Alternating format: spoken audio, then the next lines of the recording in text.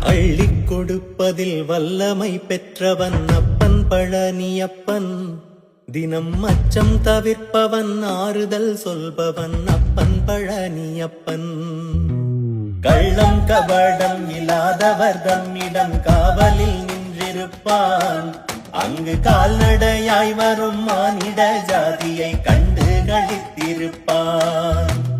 உள்ளி வரும்படி வேலுக்கு மேலொரு ஜோதி பிழம்பும் உண்டோ? அந்த சுப்பையன் போலொரு அற்புத தெய்வத்தை சொல்ல மொழியும் உண்டோ? வெள்ளி முகம் 12 கண்ட பின் வேறொரு சொர்க்கம் உண்டோ?